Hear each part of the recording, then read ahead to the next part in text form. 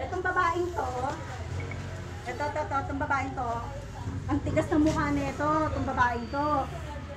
6 na buwan na itong hindi nagbabayad. 6 na buwan. Tatlong buwan lang. O, diba? Tinatakpan niya yung mukha niya. Diba? Siya pa yung matapang. Siya pa yung matapang. Diba? Oh, tapos? Ang gusto niya mangyari, parang gusto niya mangyari, sa kanya na lang tong bahay na to. Wala na siyang planong umalis dito. Ha? Wala na siyang planong umalis. Dinadahilan niya na lang yung asawa niya. May sakit daw kuno. April pa lang may sakit na. Hanggang ngayon, sinasabi niya pa rin may sakit. Para lang hindi siya makaalis. Kasi wala talaga siyang planong umalis dito. Yun ang gusto niya. Gusto niya makalibre ng tirahan. At gawain niya na talaga yun dahil pangatlong blatter niya na to sa barangay. Nakatatlong blatter na siya sa barangay. So, ibig sabihin, gawain niya na talaga, manloloko talaga itong babae to. Manloloko itong babae to. Mag-ingat kayo dito sa babaeng to. Ipopost ko talaga to sa CAA barangay para pag may makakilala sa'yo, hindi ka na makakilala. Ibabadlak ninyo. Bawal yan. Bawal yan. Ay, anong bawal ikaw? Bawal yan. Bawal yan. Bawal yan. Bawal yan. Anong bawal? Bawal yan. Bawal yan. Bawal yan eh. Grabe yung mahirap na sa akin. Bawal nga yan. Ano? Sige, magkakanda ka hanggang dito. Bawal yan. Sige na, ayaw mo naman hanggang ang pumasok eh. Ano ba? Sige. Sige pa na. Kapal naman ka mo? Pulopot mo pa, pulopot pa. Sige, magdibaka ka ngayon, sundan ka namin. Tapos na isapan. Basta mukha mo, puro pangako. Basta pangako. Sige. Tawagan mo yung asawa mo at mo, kinulong na ako dito. Kala mo ha? Kala mo ikaw nung may padlak? Sige, magdemanda ka. Pinadlakan ka mo ako dito ng pinagsabihin mo, kaya ka pinadlakan kasi ayaw mo umalis, inaangkin mo na tong bahay na to. Ayun ang sabihin mo. Doble. Kami na nagbabayad ng bill niya sa tubig kasi nagpapaigil siya. Hindi siya nagbabayad, kaya kami ang nag-shoulder ng mga bills niya. Pero ayaw niya pa rin umalis. Diba? Saan ka nakita ng ganun? Diba? Sige. Siya pa yung matapang. Diba?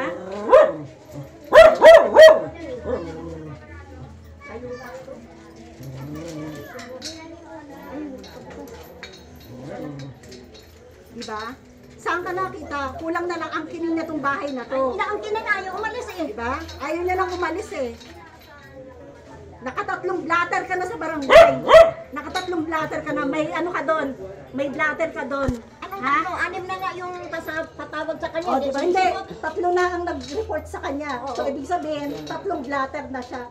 Ibig sabihin, gawain niya na talaga. Oo. Mandurugas talaga siya. Pangatlo na pala kami na dinugas mo eh. Na kami. Sinungaling. Na kami. Ano sinungaling?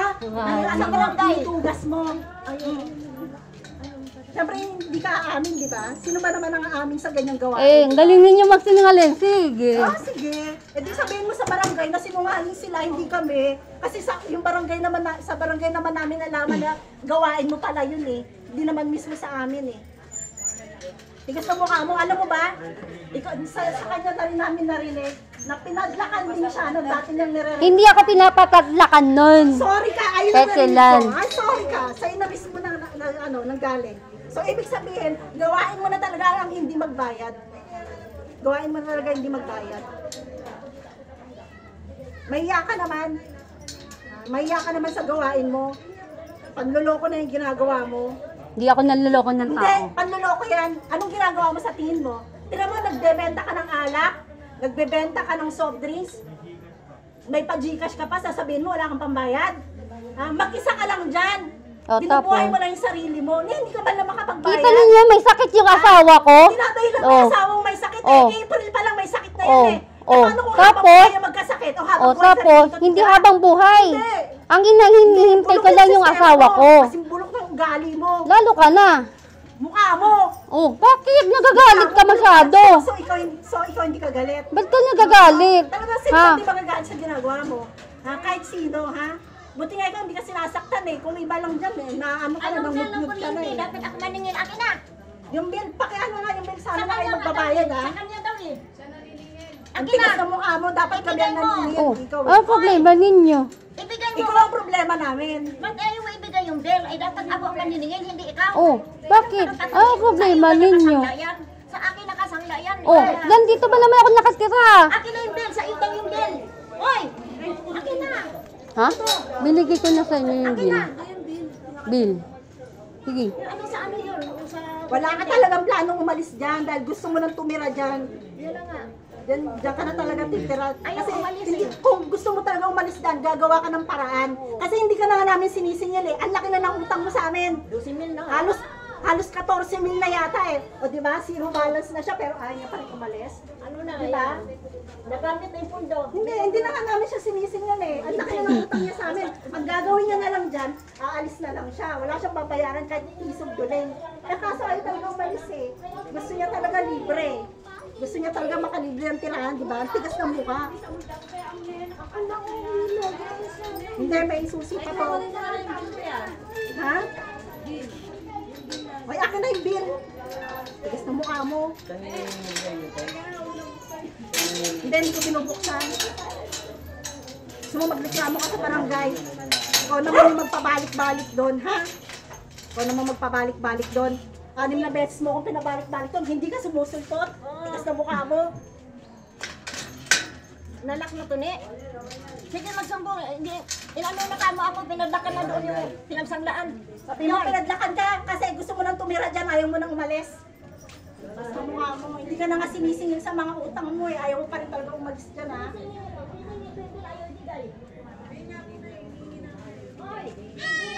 O ba't ayaw mo ibigay? Tapos nagpapatubig ka, tapos hindi ka naman pala nagbabayad ng bill ng Maynilad. Binayaran ko rin 1,000. May Nagnenegosyo ka ng patubigan dyan, tapos hindi mo binabayaran, kami ang nag-shoulder. Di ba? Ang tigas ng mukha mo, di ba? Tapos sa tingin mo, tapos magtatanong ka, bakit kami nagagalit? So pag sa'yo ginawa yun, hindi ka magagalit, siya patutuwa ang ka. magagalit. Kasi Ha? tayo. Kung sa'yo namin gagawin yun, tatawanan mo lang kami, gano'n. Gano'n ang gusto mo mangyari. Gano'n ang gusto mo mangyari, tumawa kami kapag pag kami ang pag ginawa namin sa iyo, tatawanan mo kami. Sa kanya din kaya yun mangyari. Ayos ka rin ah. Siya magpapautak. Hindi ninyo kasi naiintindihan. May sakit yung asawa ko. Gaganyan ninyo ko. Yung asawa mo, hindi mo nga maipakausap sa amin. Diba? Tinatawagan ko yung Huwag kayo mag-alala pagdating niya dito. Tinatawagan ko yung asawa mo, tinetext ko yung asawa mo, hindi ako nire-replyan, hindi sinasagot yung tawag ko. O ano ibig sabihin nun? Diba? Ni ikaw nga, hindi nga rin sinasagot yung tawag mo eh. Diba? Siya nga, hindi nga rin sinasagot yung tawag mo eh. O. Hindi, bisik siya. Sige, mag-videoan tayo, tingnan natin kung sino ang tama sa ating dalawa.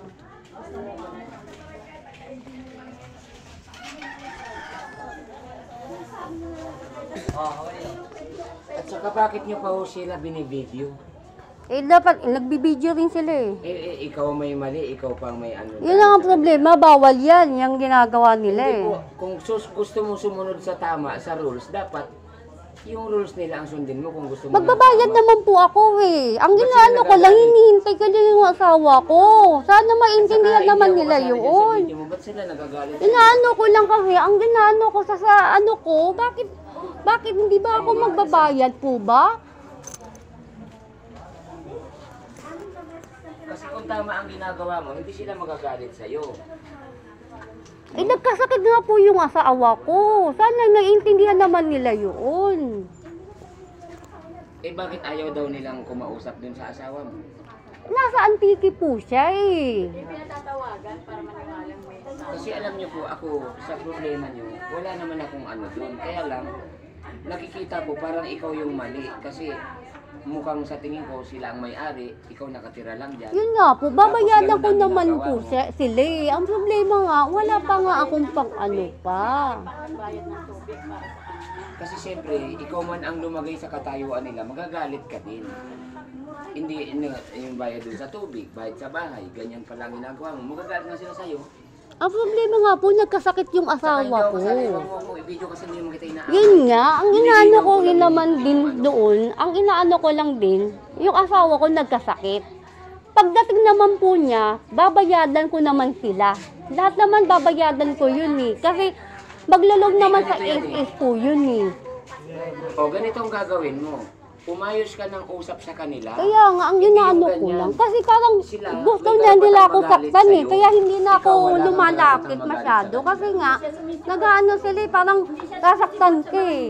Kaya ka pinatatawag sa barangay Tumikot po siguro. ako kanina. Para maging Oo. maayos Ang kayo. inaano ko lang kasi, may hinihintay ko yung asawa ko Saka para isa pa, makausap nila sa barangay. Nagsasalita yung kabilang side, jumujuwit ka. Mali yun. Pakinggan mo yung side nila. Para Kasi pakinggan yung ka rin. side ko, hindi nila naiintindihan eh. Hindi, Yun ang jumujuwit ka inaano kasi, ko nag-uusap tayo rin. ngayon, jumujuwit ka sa akin. Ibig sabihin, habang nagsasalita Kasi, yung kabila, nakikipagbalitaktakan ka. May Mali sakit ka. yung asawa ko. Sana naiintindihan naman nila yun.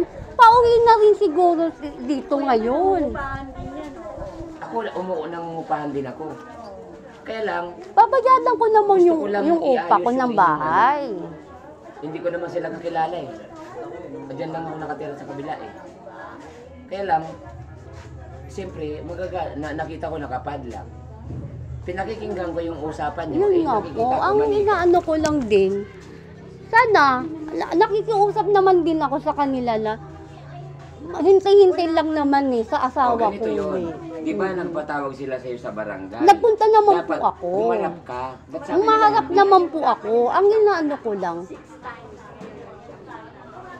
Kasi kailangan yan, maayos yung problema yun niyo. nga, ang inaano ko lang, maghintay ba? Kasi maglalon pa yung asawa ko. Yun ang inaano ko rin Sige, po. kasi mahirap yung ano yan. Kasi Kung nakikita ninyo yung ang asawa ko ikakatwiran nyo, noon, ilolon, hindi naman yun ang punto dun eh. Kailangan, ang usapin lang dun, magbayad kayo. yun nga Kung ano po. man yung gagawin Babayadan nyo, wala ko silang naman pakialam po dun yun. eh. Wala namang problema po yun eh.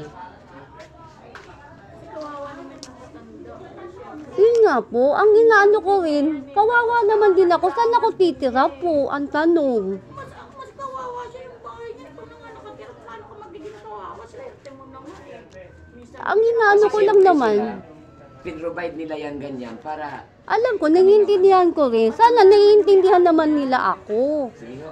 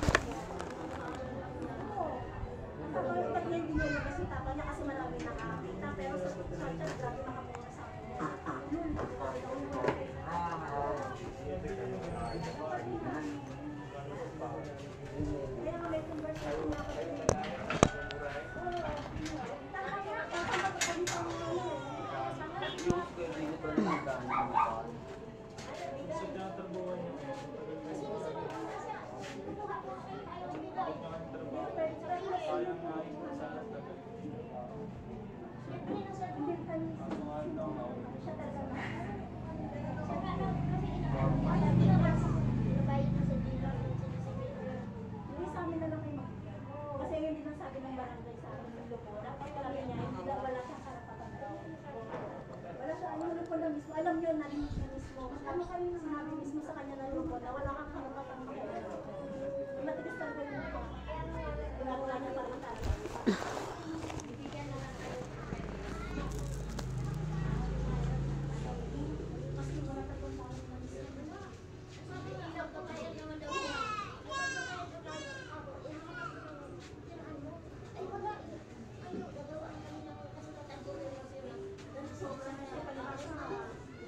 namin siya pinapatulan, eh, kaya ganyan yung pinapakita.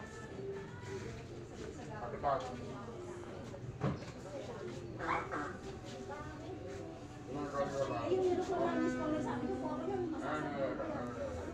masasabunutan ko pa yan. Kung ako nasa kalagayan yun, masasaktan ko pa yan.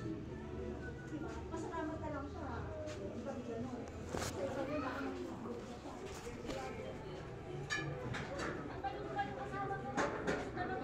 April pa lang sinasabi niya na yan, walang exam.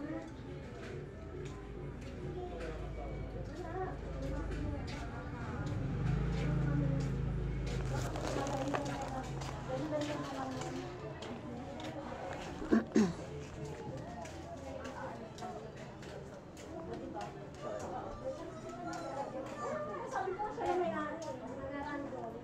Sabi niya, wala kayong karapatan paalisin ako dito, aalis ako kung gusto ko. Tama ba naman yun? Sabi niya, nagaran ko niya. Sabi niya na aalis na daw siya kung kaya na gusto. Wala daw kami karapatan. Sino siya may karapatan yan? Ay, siya may CCTV yan ah. Uy! CCTV nila. Sa maunlad. Paper lang natin ito.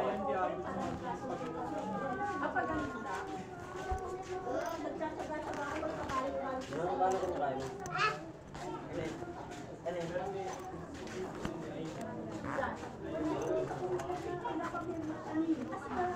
Yung halin.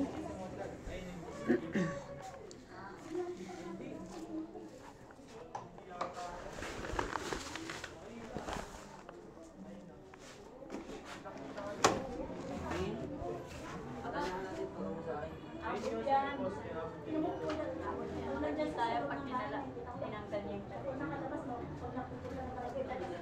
Baka naman ah.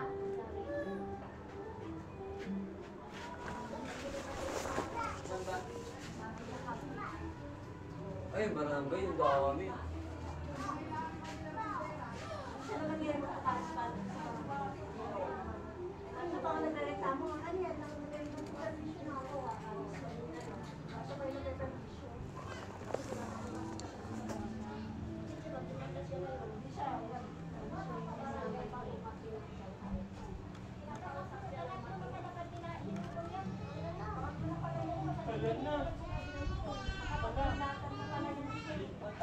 Ganun pala talaga ang ginagawa niya sa mga ano,